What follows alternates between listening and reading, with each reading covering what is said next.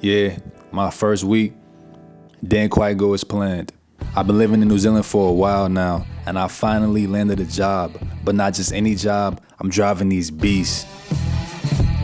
And the crazy part, I didn't apply for the job. I got the opportunity from a speeding ticket. Let me explain.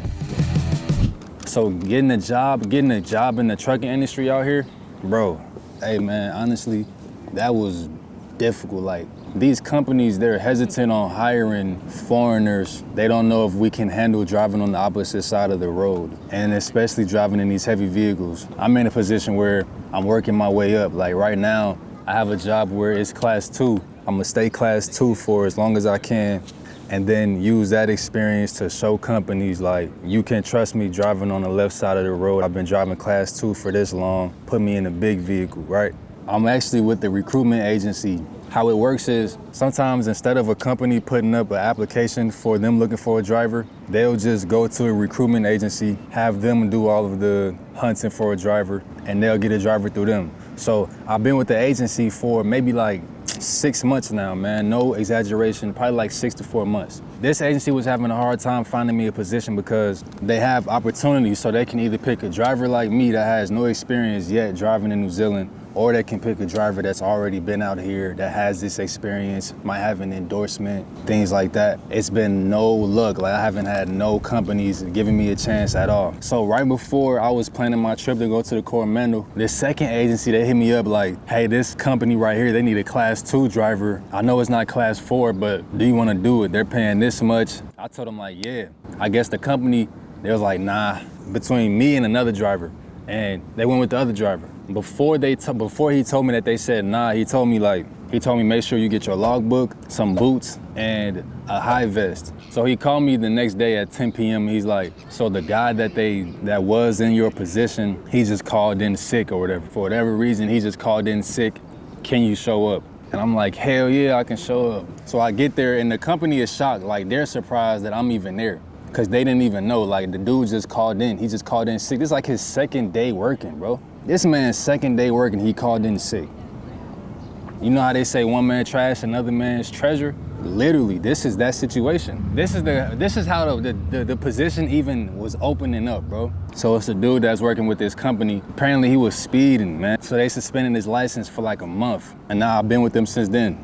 Shout out to Fantasy for sponsoring this track. This song is called We Ain't the Same. We ain't the same, we ain't the same. I'll say it again and again. Put it to rest, you'll never maintain the shit that I'm on. The truth is you ain't. You can pretend to relate, but knowing you're fake and I'm real. The hate that you feel, and mama, go ahead and go heal. This ain't a third step, it's just my appeal. He put me on and he paying my bills. This is wherever I'm playing for keeps. What's good, y'all? Now look, we are at Piha right now for this delivery. I can't talk too much, I'm kinda in a rush. It's about 5 p.m. I have to drop off here. We're delivering to this store right here, which is Sunny Side or whatever, something like that. This is Piha Beach right over here. You see the lifeguards over there. So we're gonna drop off here. Today is Wednesday. I'm gonna take these kegs out and then reload, and then I have to go back to the city, and then we're gonna travel back south, drop this bad boy off, and then I'm going back home. So I might not get home till like 7:30 or something like that, but I don't mind. I'll time lapse all of this work, and I'll see y'all in a minute.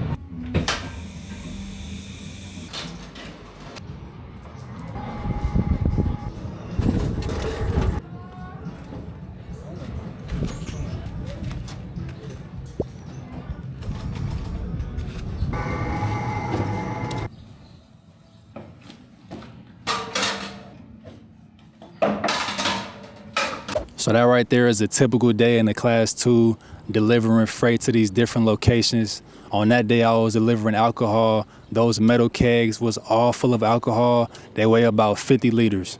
And then what y'all see me drop was a couple boxes of wine. From what I remember, that's the only time I ever dropped anything, when I was driving the class 2. But my class 2 days are over. So there was a class 4 driver that refused to take a piss test. So since he refused, he was gone the next day. So just like bro that was speeding opened up the opportunity for me to even do the class 2, this guy right here opened up the opportunity for me to do the class 4. Class 2 is like a box truck. Class 4 is the real heavy vehicles.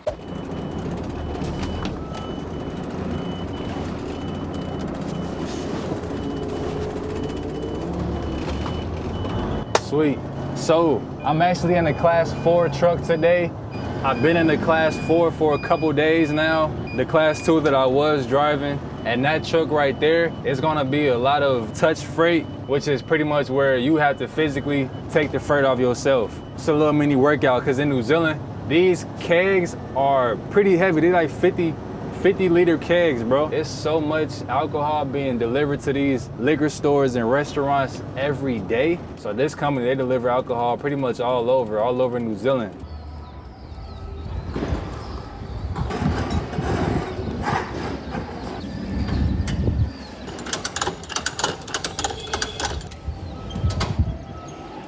I'm out here at the airport right now, bro.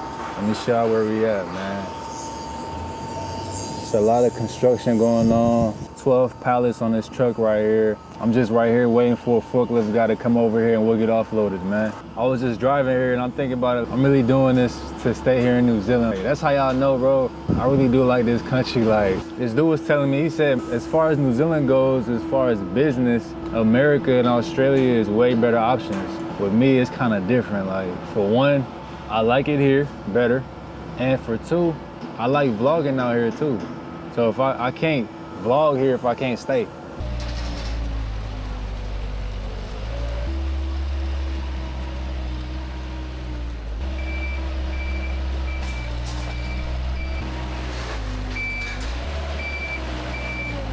All right, let me tell y'all this story that I went through recently that kind of opened my eyes to how the environment might be in New Zealand, where people might be too comfortable disrespecting truck drivers. And I think I know why they might be too comfortable. So I went to this place. I had to drop off about 3 pallets, right? So you're supposed to go through the gate, and then once you get through the gate, you're supposed to keep going straight, and it's gonna loop you all the way back to where you just came from. Now, as soon as you get through the gate, there's a sign on the left that supposedly says you're supposed to keep going straight. So I get through the gate, I don't see the sign. Well, I see the sign, but it doesn't scream keep going straight. It looks like a typical sign that says to wear your PPE. So I think nothing of it. I go through the gate, and where I need to be is a place called Inwards Goods. This is their receiving dock where people who drop off freight like me, we go there. So I get through the gate, and it's right here in front of me to my right. And on the ground in this yard, there's no lines on the ground. Like, you know how on the street and the regular roads, there's white lines, there's yellow lines that direct you on which way to go. In this yard, there's no lines at all. So I go right to the receiving dock, and everything is cool at first. I'm getting offloaded.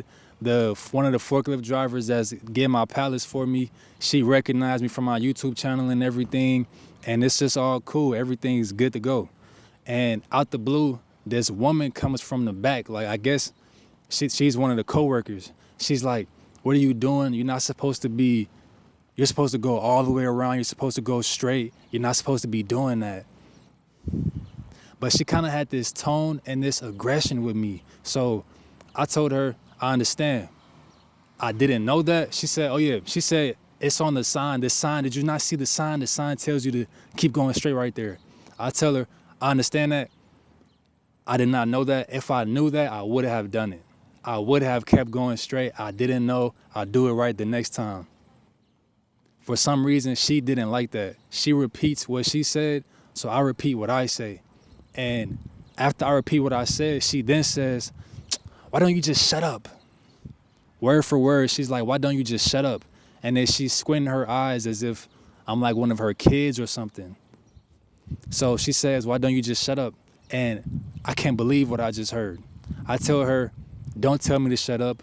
Watch your mouth. I'm a grown man. Like, I'm not backing down from this person, right? So once this person sees that, oh, he's not budging, she kind of realizes what's going on, especially once she told me to shut up. That really crossed the line. Like, that's when she really clicked, like, oh, I'm really tripping. I'm not at home. I'm not talking to my husband. Like, I'm kind of out of line right here. So it starts to wind down from there. She kind of realizes she's wrong. I can see it in her eyes. And then she ends up apologizing to me. And then I go on about my way. So the main thing about this story, though, I realized there was a sense of comfortability with this person. Like, she was very comfortable disrespecting me like that. as a human, you know what I'm saying? As a man, just beyond anything, she was too comfortable. I'm 6'6", bro. I'm 6'6", and she's like 5'5". Like, on no day should you be this comfortable disrespecting me, especially at work. There should be some type of decorum here. So I realized, whoa, okay, this person is very comfortable disrespecting me. They must think this must be normal. So I realized, whoa, yeah, these other drivers, these other foreigners, they must need their visa so badly to the point that they let people talk to them crazy, bro. And I can tell she expected me to do whatever another driver might do or something. And I realized that's the case because I seen where there's other drivers that also get talked to crazy. I seen this with my own eyes. Like, this dude is getting talked to crazy out of line over this job, bro. Like, you're getting personally disrespected over this job, and they just allowing it and they taking it. And I know they don't like it, but they're just letting it happen because they need the visa. So I realized you got certain people here who know that these foreigners need a visa, so they abuse that and they abuse it. And that's what was going on there. So that's one thing I noticed, like, these foreigners are allowing way too much disrespect, bro. Allowing way too much disrespect. And the residents that's aware of that, some of them, they abusing that, bro. They abusing that power all day. But I'm out of here. I'll see y'all next time. Gone. We never will be. The game, my life a movie. Stay your lane, get hit with a two. We ain't the same, we ain't the same. We never will be. The game, my life a movie. Stay your lane, get hit with a two. We ain't the same, we ain't the same. Your life a game, my life a movie. Fucking aesthetic, I'm still living bougie. You know I'm different, it's stupid to lose me. You see me succulent, I keep it juicy. Now why the fuck would I be jealous? I'm making them mad, that's just one of my talents. You not even bad with a negative balance. Super fan down, but don't ever admit it. Addicted to winning, I'm making my way to the top. And everything else just a part of the plot. To keep it with me, gonna take you a lot. I'm done with the acting, it's not a facade. Don't need validation to know I'm that bitch. I've been serving looks from my head to my feet. Unforgettable, or I got it within. I'm sick of being humble, I'm popping my shit.